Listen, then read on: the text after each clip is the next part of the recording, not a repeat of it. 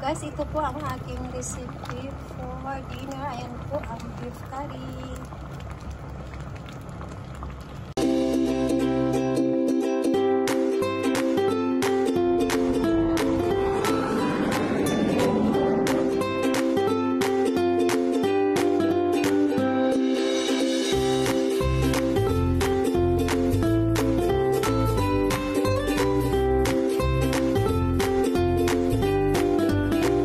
Luto po tayo ng beef curry. Ayan po, nahiwa ko na po ang aking mga ingredients. Ayan po ang onion.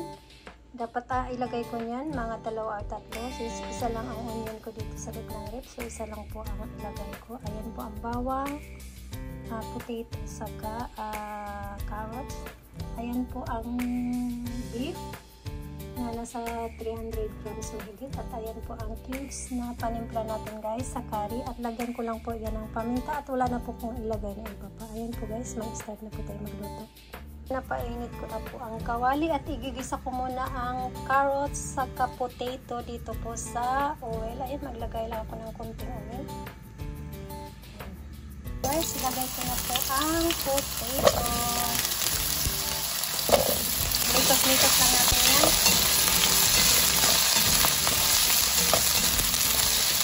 Ang kulay guys, tatanggalin na natin po. Nagisa ko na po yung potato saka onion. Tapos nagisa na tayo na bawang sa kawali. So, ilagay na natin ang beef.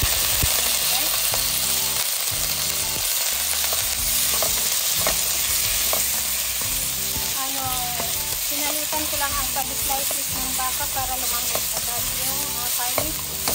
Ayan, napakasimpleng dito lang po ito guys. May sukmetot lang po. Ayan. Ayan. Tayo mga natin mamulay yung karne.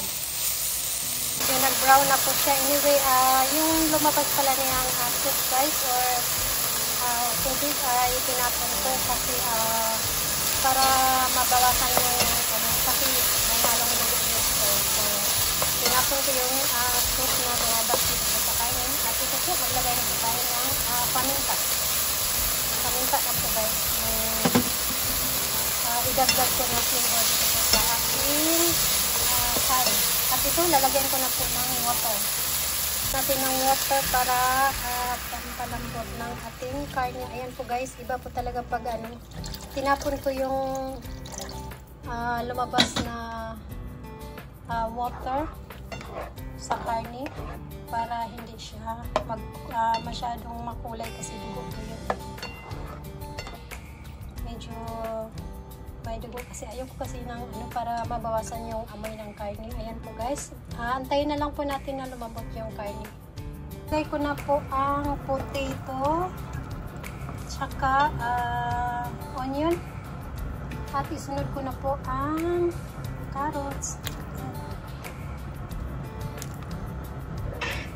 Guys, nalagay na po natin lahat ng ingredients, yung onion, carrots, saka potato. Ayan.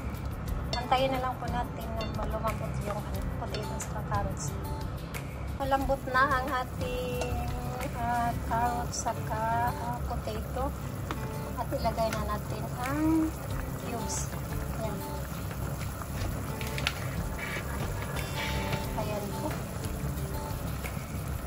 Ayan. Back to mikos-mikos ulit until tunaw yung cubes na nilagay natin. Luto na po ang ating curry at natunaw na po lahat ng cubes. Ayan po guys. At dinagdagan ko siya ng konting water kasi malapot ko siya masyado.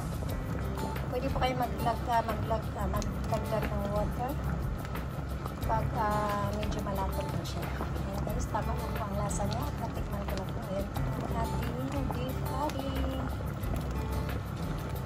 Ayan po.